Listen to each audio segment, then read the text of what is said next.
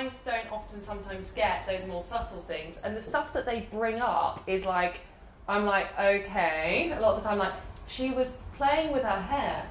She was moving her straw in her glass. I'm like, I don't know where you got this from. You know?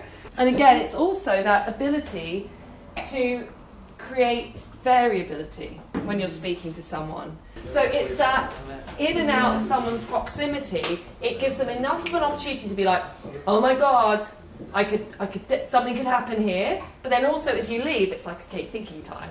So we want to kind of break up the interaction like that. And there's a few also key phrases that I think we can also use to throw out there tonight. Now, Rob, some of Rob's opening lines were on the risque side of the spectrum. However, I want us to all to understand that we can use language that's quite sexy, but we can put it completely out of context. So you can say, you know what, I'm going to go and get another glass of prosecco. I just can't resist. So again, we want to use the I normally would control myself, but it is Friday night. Oh God. Rosie's like, hell no. That's fun though. That's good. So we want to. Can everyone now? Let's think. Can we think of a word?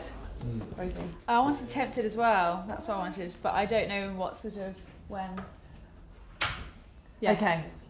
Tempted. Tempted. Potentially drink based or chatting based.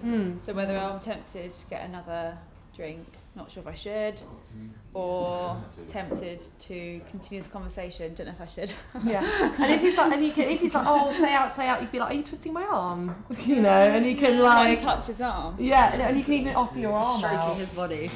So again, it's trying to get increasing that little. Both his eyes and his mouth. You know, like how if you have a guy who's like, let's go for dinner Saturday 8. You know, you're like, Rosie's like reaching for the sick bucket.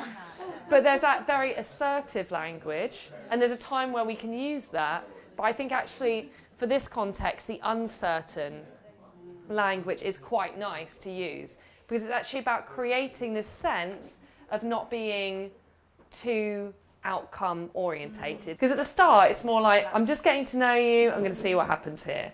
Remember, you're like a high quality, in-demand, desirable, awesome woman. You're not just going to relinquish that status, and from all the other men, and there are bazillions of men out there in the world, you might not feel it or see them at the moment. There are so many guys who would love to date you and want to be with you.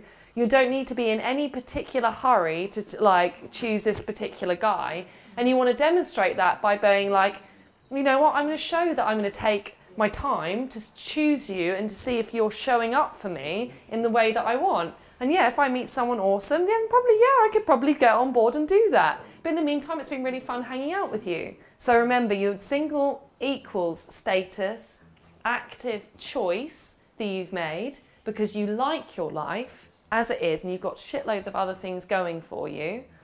And you know what?